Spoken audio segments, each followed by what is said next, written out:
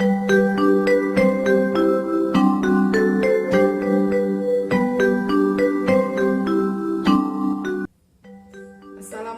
warahmatullahi wabarakatuh. Materi kita kali ini adalah kegiatan belajar mengajar dan model-model pembelajaran yang ada di MTS Negeri 4 Batanghari.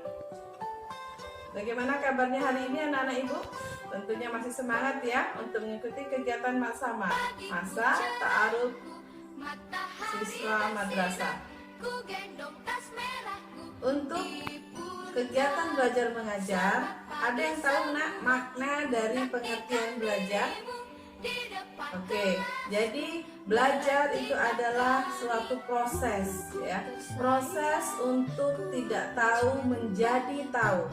Dari yang tidak tahu menjadi tahu, dari yang belum terampil menjadi terampil, dari yang belum paham menjadi paham, dari yang belum baik budinya menjadi perilaku yang lebih baik. Nah, itulah proses belajar. Ketika kita membaca buku, itu juga dikatakan belajar. Ketika kita meniru perbuatan yang baik, itu juga merupakan proses belajar. Jadi bisa dipahami ya, belajar adalah suatu proses perubahan diri dari yang tidak tahu menjadi tahu, dari yang tidak mengerti menjadi mengerti, dari yang tidak baik menjadi lebih baik. Itulah suatu proses belajar. Nah, untuk belajar, kita harus memiliki prinsip-prinsip. Yang pertama, prinsip dalam belajar itu adalah motivasi. Motivasi itu terdiri dari motivasi dari dalam diri kita sendiri dan motivasi dari luar diri kita. Ya, motivasi dari diri sendiri itu yang sangat dominan. Ya, motivasi dari diri kita. Kita mau belajar, kita semangat belajar, kita motivasi diri kita.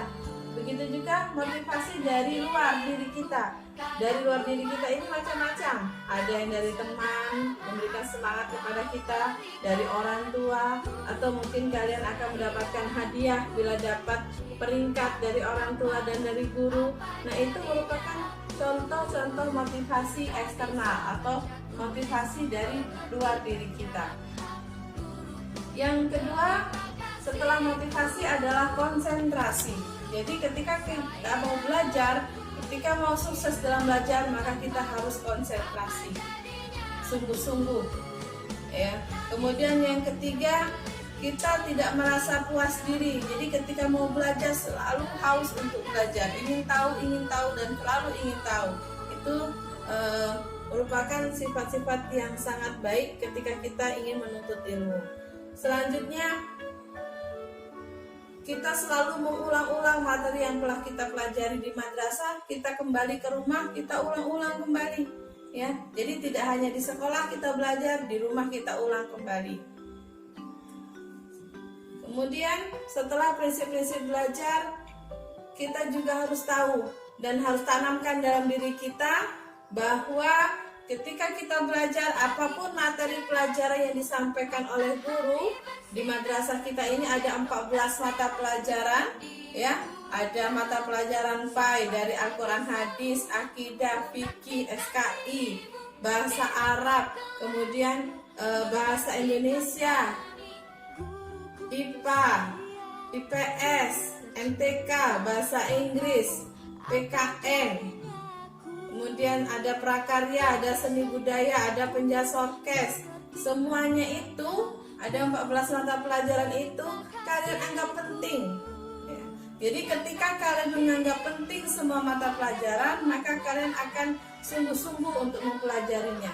Yakinlah bahwa pelajaran-pelajaran yang kalian raih itu, pelajaran-pelajaran yang kalian pelajari itu tidak ada yang sia-sia. Semuanya akan bermakna dalam kehidupan kita.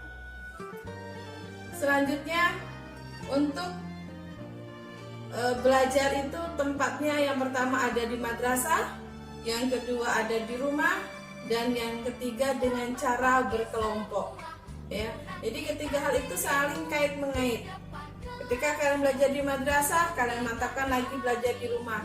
Ya, ketika kita ingin sukses, maka tidak bosan-bosannya. Ketika setelah kita membaca buku, kita buat resume atau ringkasan materi. Nah, kita ulang lagi di rumah. Dan bila kalian dituntut untuk kerja kelompok, silakan kalian duduk kerja kelompok dengan sungguh-sungguh. Bagi yang tidak tahu, boleh bertanya dengan teman yang sudah paham. Dan bagi yang sudah paham, tidak akan kehilangan ilmu karena untuk berbagi kepada temannya. Ya, jadi dia akan semakin lebih paham lagi. Itulah gunanya belajar kelompok. Selanjutnya, tempat belajar lagi adalah pustaka. Nah, di madrasah kita ini memiliki perpustakaan.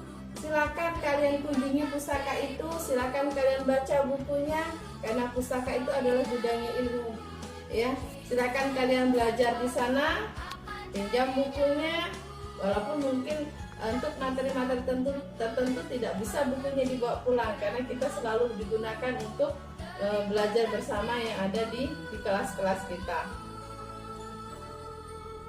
Kemudian ada hak dan kewajiban kalian sebagai pelajar, ya. Haknya apa? Kalian berhak untuk mendapatkan materi-materi dari guru dengan baik. Itu hak kalian. Kemudian kewajibannya apa? Kewajiban kalian sebagai pelajar adalah belajar dengan sungguh-sungguh, belajar dengan tata tertib yang ada diikuti. Itu kewajiban kalian. Ikuti tata tertib yang ada di madrasah. Jadi ada hak dan ada kewajiban. Hak dan kewajiban itu saling kait-mengait, tidak bisa dipisahkan. Jangan kalian hanya menuntut hak, tapi juga kalian harus menjalankan kewajiban. Oke, bisa dipahami ya. Selanjutnya ada model-model pembelajaran. Ya, untuk belajar di madrasah, guru-guru yang ada di madrasah ini memiliki model-model pembelajaran yang beragam. Ada dua model pembelajaran yang akan ditampilkan dalam animasi, ya. Silakan kalian pahami dari animasi tersebut. Yang pertama adalah model discovery learning, ya. Kalian pahami dari animasi yang akan ditampilkan nanti. Oke, untuk itu silakan kalian cermati. Semoga kalian bisa mengikuti pelajaran yang ada di madrasah ini dengan baik dan sungguh-sungguh, sehingga lebih bermakna dalam menuntut ilmu. Ibu akhiri, Assalamualaikum warahmatullahi wabarakatuh.